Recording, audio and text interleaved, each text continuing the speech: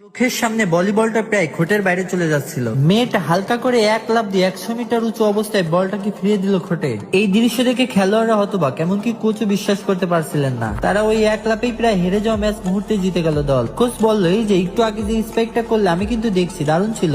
তোমার কি দলে যোগ দেওয়ার ইচ্ছা আছে? তখন মেয়েটি বলল, সে শুধু দর্শক, কখনো ভলিবল খেলেনি। সে নিজেও ভাবেনি একটা সাধারণ লাভ তাকে এত গুরুত্ব এনে দিবে। কোচ সঙ্গে সঙ্গে বছরে 1 মিলিয়নের অফার দিলেন, কিন্তু মেয়েটি প্রত্যাখ্যান করে চুপচাপ ক্লাসে চলে গেলেন। কোচ এমন প্রতিভা হাতছাড়া করতে চান না। তিনি দলের অধিনায়ককে বলেন যেভাবে মেয়েটিকে দলে আনতে, কারণ তাদের দল খুব পিছিয়ে পড়ছে। সেদিন বিকালে অধিনায়ক তাকে অনুসরণ করে ক্লাসে গিয়ে আবার আমন্ত্রণ জানালো, কিন্তু আবারও প্রত্যাখ্যাত হলো। মেয়েটি বলল, থাক, আমি কখনো ভলিবল খেলার কথা ভাবিনি, তুমি অন্য কাউকে খুঁজে নাও, আমার পেছনে সময় নষ্ট করো না। তখন অধিনায়ক বলল, চলো একটা বাজি ধরি, আমরা দুজন লাভের প্রতিযোগিতা করব, তুমি জিতলে আমি আর কখনো তোমাকে বিরক্ত করবো না। তার এই কথা শুনে মেয়েটি রাজি হয়ে গেল। খেলার নিয়ম হচ্ছে যে বেশি উঁচুতে লাফাতে পারবে সে জিতবে।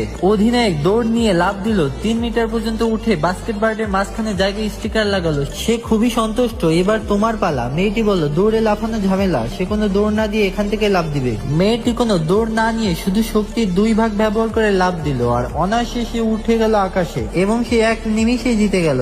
অধিনায়ক লজ্জায় আর কিছু বলতে পারলো না। এরপর সে কোচের কাছে গিয়ে সব বলল। কোচ হাল ছাড়লেন না। ঠিক তখনই প্রিন্সিপাল জানালেন দলের বাজে ফলাফলের কারণে দল ভেঙে দেওয়া হবে। কোচ বললেন, না, দল ভাঙা যাবে না, আমি আমার কোচিং ক্যারিয়ার দিয়ে গ্যারান্টি দিচ্ছি, এবছর যদি আমরা সাফল্য না পাই আমি নিজেই পদত্যাগ করব। তিনি মেয়েটির বাবা মায়ের সঙ্গে যোগাযোগ করলেন। তিনি বিশ্বাস করেন শুধু এই মেয়েটি দলকে বাঁচাতে পারবে। মেয়েটির বাবা মা চীনা নারী ভলিবল দলের বড় ভক্ত। তারা চান তাদের মেয়েও একদিন টিভিতে খেলুক। রাতে খাবারের সময়